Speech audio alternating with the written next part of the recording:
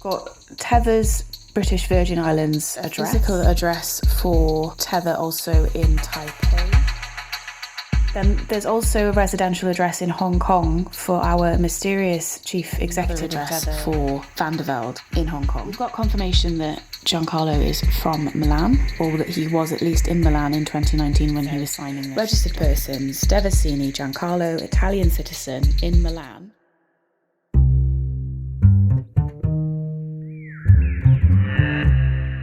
While we've been investigating Tether, the company has also been under scrutiny by the Southern District Court of New York, also known as the Sheriff of Wall Street, one of the most powerful courts in the U.S. because they have the jurisdiction of America's finance. That investigation has produced hundreds of the company's private documents, emails, and correspondence that are now in the public domain. We have been combing through these to look for both traces of the money, but also to confirm the whereabouts of the main Tether cast members. A handful of historical addresses in the Far East and the Virgin Islands, but also a concentration of European addresses slowly but surely congregating around the Italian-speaking Swiss town of Lugano.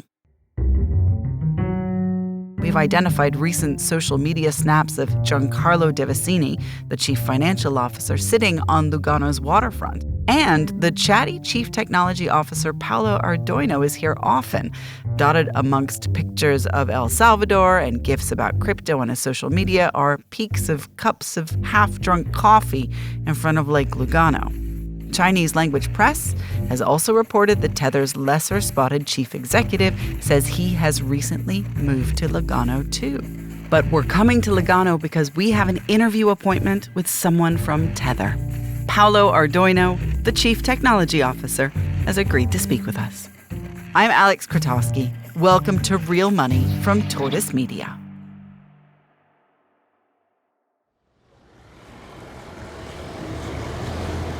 I've never really been to Italian-speaking Switzerland. There's lots of little villages on the way up that you can stop and you can get something to eat or something to drink as you make your way up the craggy cliffs. They look like the mountains that you draw when you were a child. And they rise straight out of the lake. They've got that, lovely alpine covered in trees vibe. Lugano, Switzerland is nearly 40 miles as the crow flies from Milan in Italy. It sits on an alpine lake hugged by mountains so perfect they make an altitude junkie like me weep. We wind our way to the center in a tiny red Fiat. Switzerland also has a proven track record when it comes to cryptocurrencies because there's a corridor a bit further north in Zug, which is very crypto-friendly. So Lugano, they found the mayor to come and practice with when it comes to their nation building.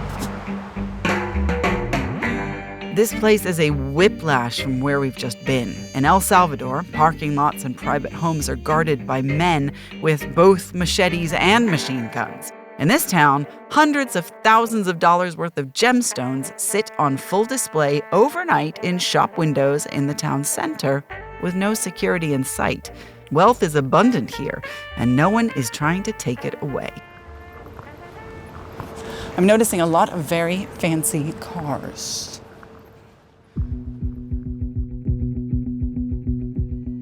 What connects these two places? Tether, of course. Of course, Tether. Here and there, the company is running the same experiment. What happens when a place adopts crypto as legal tender? There are two experimental conditions, the city of Lugano and the country of El Salvador.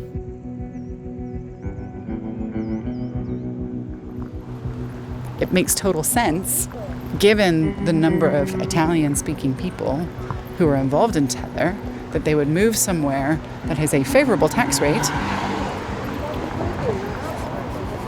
but also speaks Italian. Because that is the crux of why the Tether execs are spotted here so frequently. Here, a stone's throw from the office that they set up with the local mayor, they can buy a Big Mac with Bitcoin and wash it down with an espresso that they bought using Tether. So, where are they? Blockchain blogger and author David Gerard recently compared Tether's chief financial officer, Giancarlo Devasini, to Bigfoot, rarely sighted and lightly documented. As we descend into the one-way system en route to check into our hotel, we think we spot him. Can I go left? Can I go left on that street? I think we just saw the CFO of Tether walking down the street, having a conversation. I can't believe we just drove into Lugano and we saw Devasini and... Right. Okay. I swear to God, if they have just evaporated into thin air...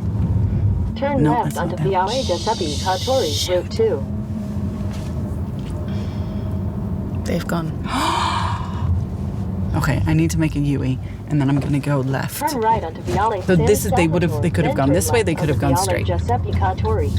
At this point, we need to be able to split ourselves into three. Is that Devasini? I think that's Devasini. I think that was Devasini. He was just looking at me. He was. He looked at me like he saw me before I spotted that it was him. Yeah. I don't know if we're allowed to stop here, but we're going to stop here for just a couple of minutes. Super fast.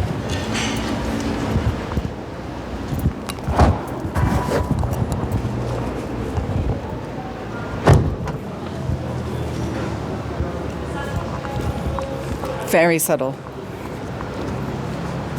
Excuse me, Mr. Devasini? Ciao, Mr. Devasini? No? Okay. Okay, thank you. The man he is dining with shuts the conversation down. We thought you were somebody else. Okay, ciao. Why would you be entirely silent? You'd just be like, no, it's not me. But no, he was entirely silent and let the other guy speak for him. I've just never seen that reaction before. It was like he was actually swallowing his tongue. Yeah, he was, wasn't he? We approached.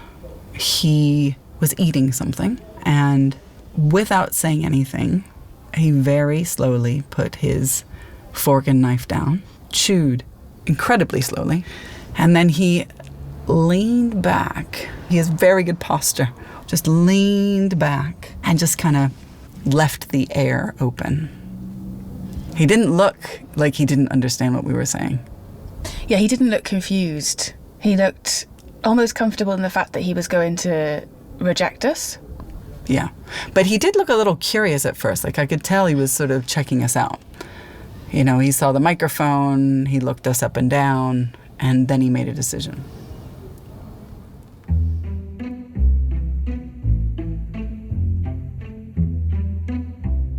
Had the conversation not been shut down so abruptly, I wanted to ask him where the money was. I mean, he is the chief financial officer.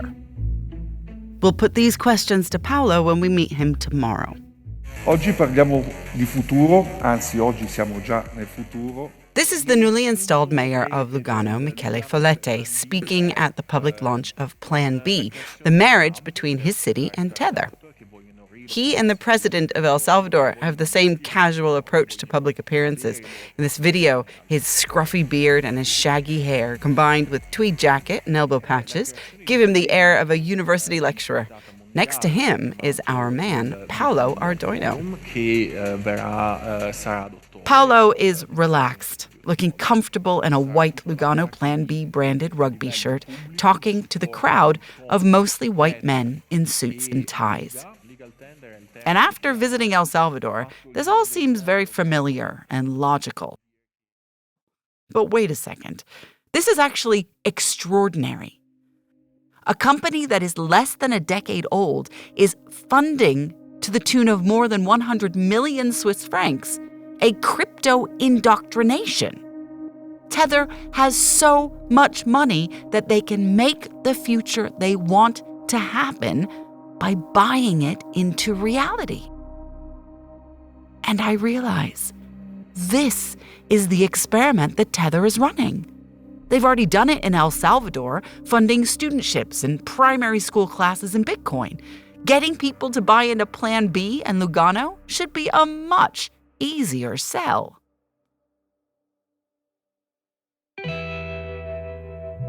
Switzerland is a country where already citizens can pay their electricity bills in crypto.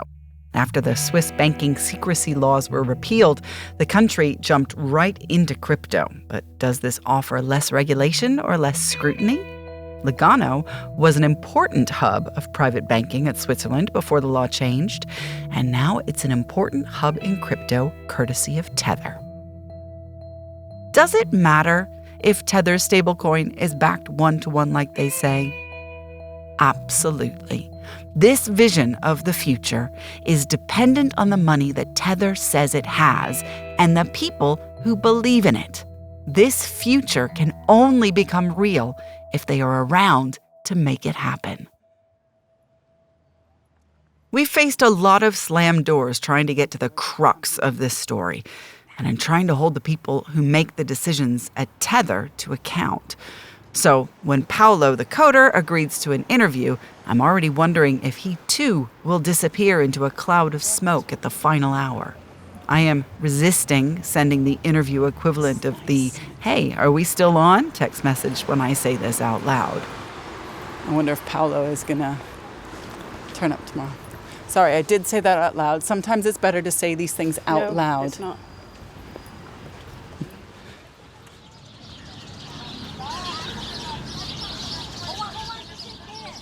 With my questions typed into the Notes app on my phone, I go for a walk along the astonishingly beautiful Lake Lugano. I'm standing next to a set of docked pedalos dressed up to look like vintage Italian racing cars. Maybe it's thinking about tomorrow's meeting with Paolo. Maybe it's the close proximity with Giancarlo Devasini this morning. I want to believe this is an omen. I'm slightly giddy. I think we found the panoramic view, which is in the background of the last known photograph of Jean-Louis Jan Leviticus Jan van der Velde on the internet. This picture was taken, it was posted on Twitter, and I have a feeling without his knowledge, on the 5th of July, 2022. So we were already looking into this story. This picture was taken on a ferry on this very lake, Lake Lugano. We're standing overlooking exactly the same spot that he was looking. I felt closer to Tether than I'd ever felt.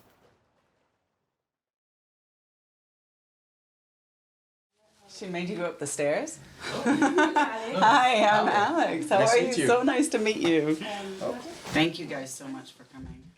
I really hate when people talk bad about our company, so I'm pushed to defend it, right, publicly. But as somebody who's involved in technology, it seems like an interesting choice of the company, especially because it is a financial organization, to have you be the person who speaks all the time. Whereas, like, if we're thinking about some of the financial questions, like you mentioned the investigation, right? There's other investigations that have come before.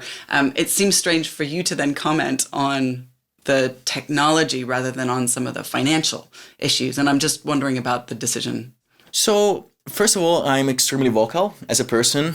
Second, yes, it's definitely finance, but also is a lot of technology, right? So Bitcoin is technology, is fintech, right? So I'm really involved in different aspects of the company. So financial, I know, accounting, I know everything about that. I know how Bitcoin works more than anyone else, at least in the company.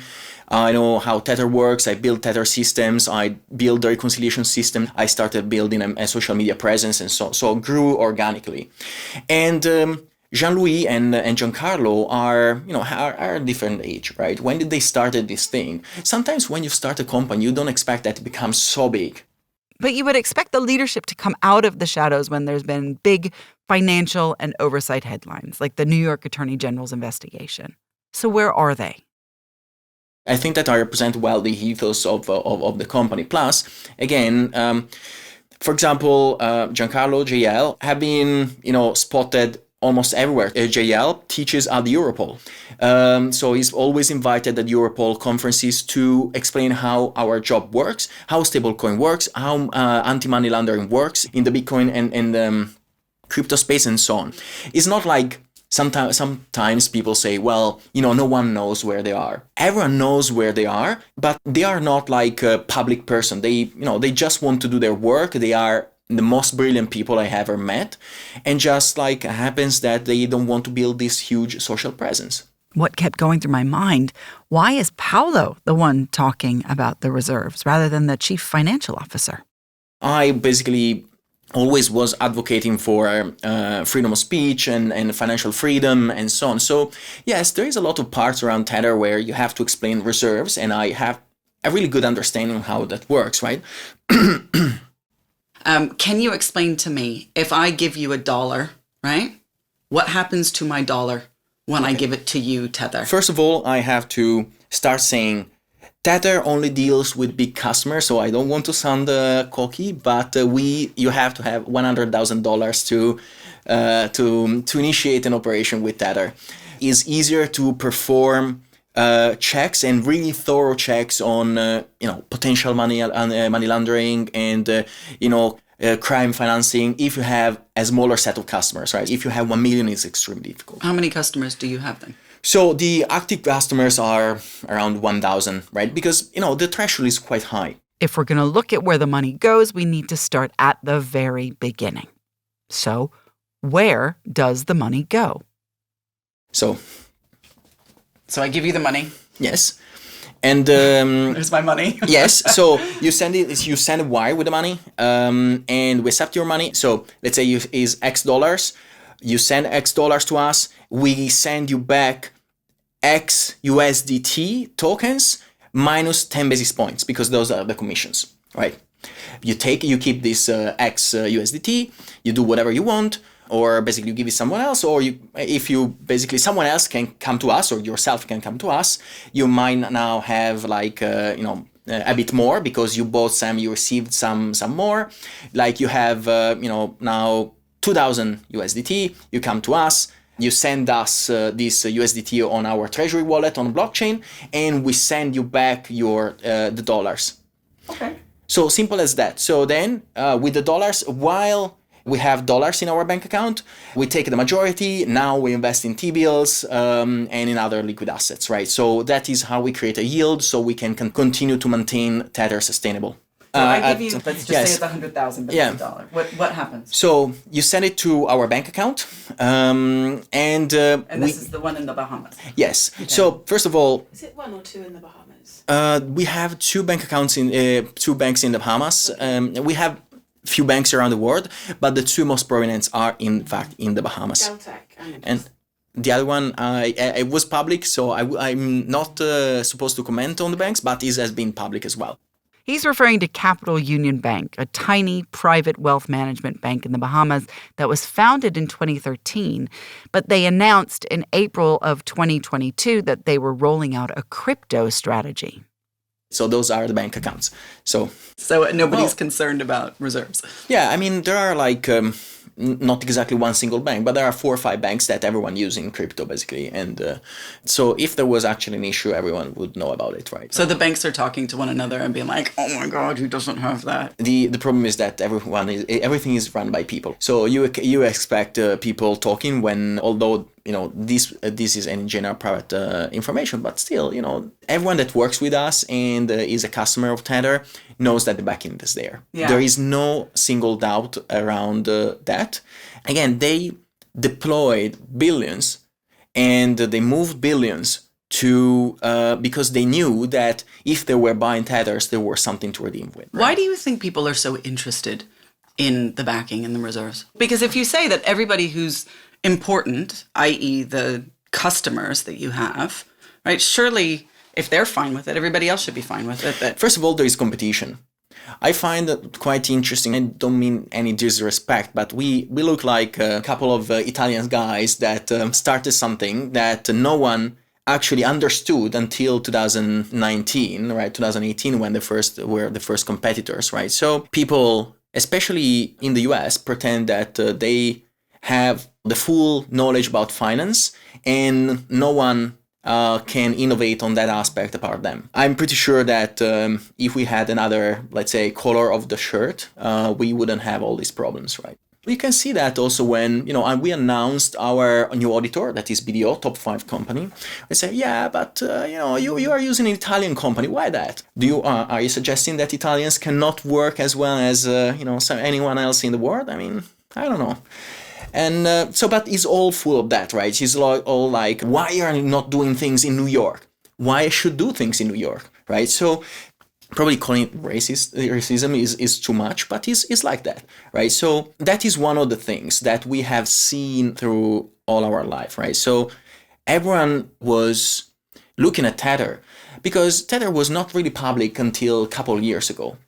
That was actually our main mistake, right? So we have been always people that with super humble origins, always worked really hard, and we thought, okay, if we work hard, we show that we grow, we show that we do all these things, people will come around, right? So there is no need to invest a huge amount of money in marketing and PR. But the quality of the work we are doing is going to be obvious.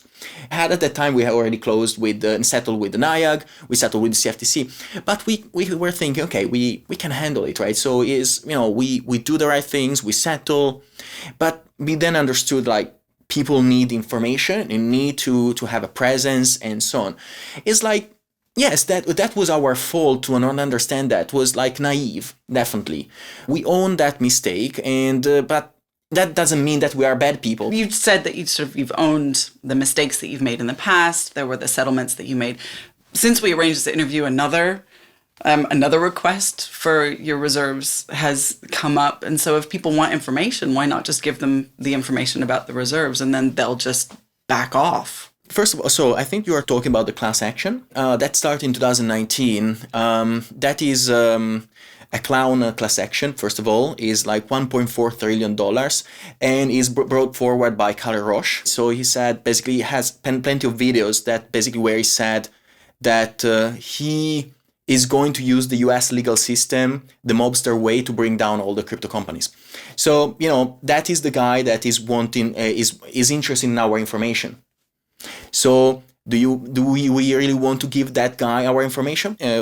Fitch, that is one of the top rating agencies, has declared that Tether has been the most transparent stablecoin with the most information in their reports.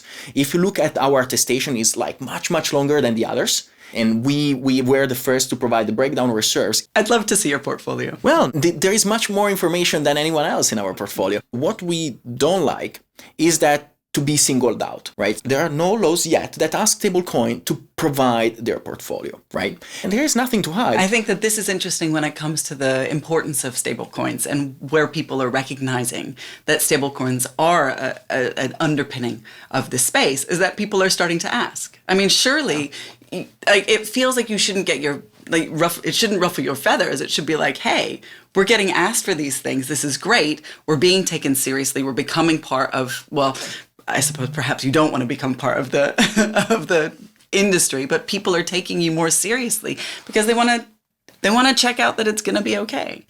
Absolutely, but keep in mind that it's not like our information is secret. We are providing this information to all the regulators around the world. We provided this information. This information go to the New York Attorney General.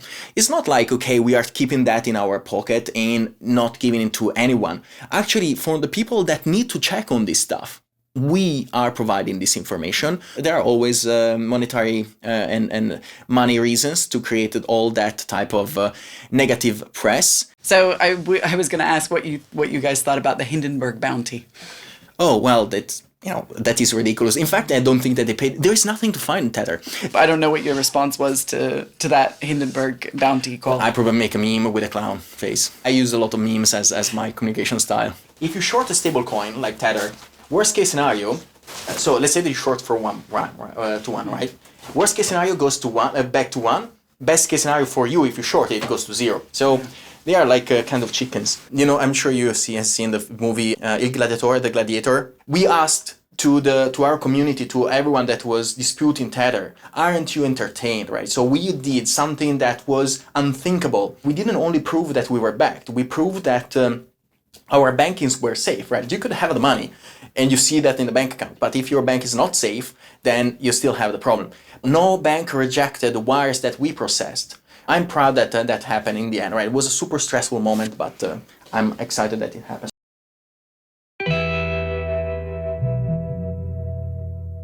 That interview left me spinning. After all the chasing and the reporting we've done, to speak with someone at Tether face-to-face was more surreal than it should have been.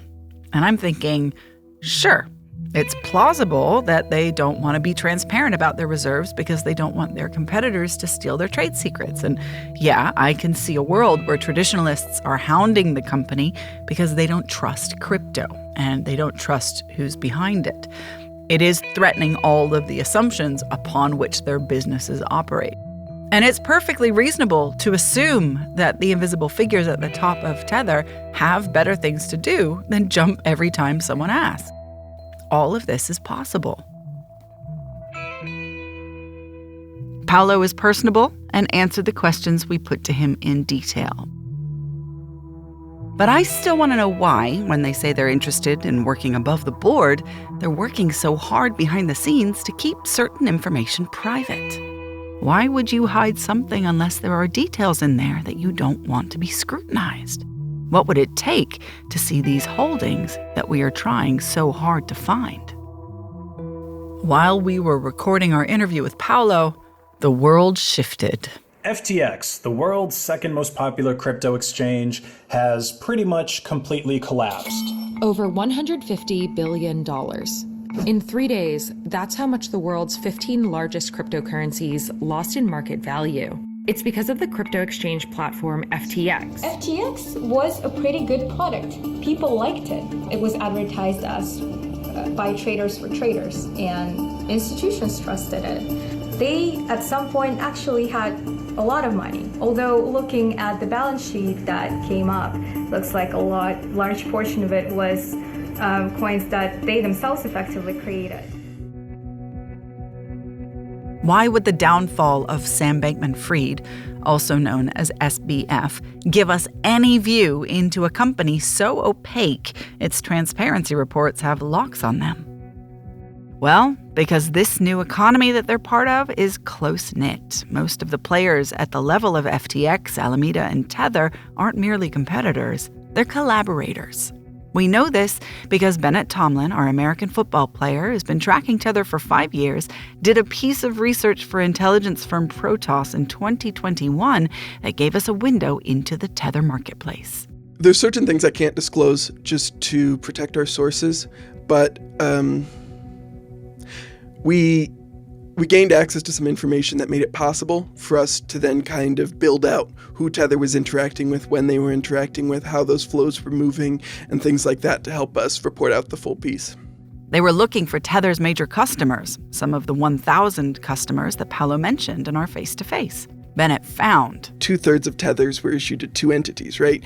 One of those 2 entities was the company Alameda Research. Alameda Research was the company that was sharing funds with FTX, both run by Sam Bankman-Fried. There are now 2 ways that Tether has a problem. First, Sam Bankman-Fried was a market mover heavily invested in the stablecoin. Alameda was one of the primary arbitrage firms that was stepping in, buying Tether below peg, and then redeeming it at peg. And so they are losing one of the major entities that was doing that and one of the major entities that was creating demand for Tethers. Alameda Research and Tether were tight. More than 1/3 of Tethers in the world were sent to the company, more than any other customer. And almost 90% of those Tethers were traded on FTX. So, to what degree are Tether's reserves tied up in Alameda and FTX? Is Tether exposed to Alameda and FTX? And the answer is, at least in one sense, yes, right? Alameda drives a lot of the demand for the token, and they are losing one of the major entities that was doing that and one of the major entities that was creating demand for Tethers. Now, whether or not Tether is more directly financially exposed is one of those tricky questions, because they shouldn't be.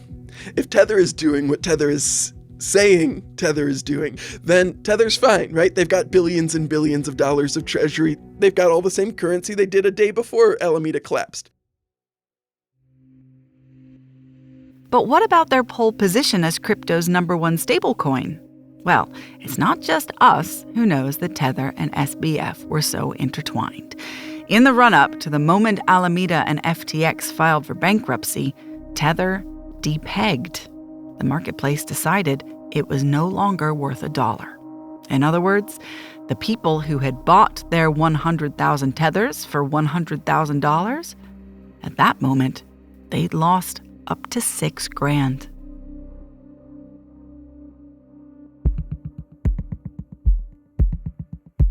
SBF has been charged with fraud by the Southern District Court of New York. The criminal investigation is currently underway. As Tether's major customer, might this be the moment when the tide goes out of the murky crypto seas and Tether's finances see the light of day?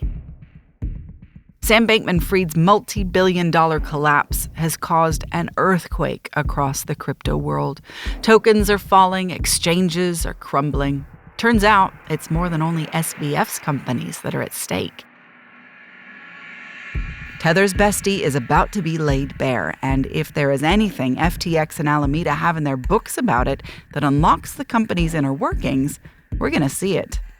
In the next episode of Real Money, we see if Tether really is untouchable.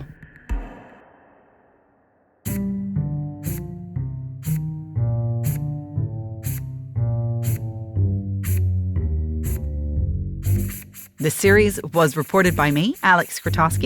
It was written by me and Joanna Humphreys. The producer is Joanna Humphreys. Sound design is by Carla Patella. Original theme is by Tom Kinsella. Additional production by Alexi Mostras. With thanks to Noel Siri and Bennett Tomlin. The executive producer is Carrie Thomas. Real Money is a Tortoise production.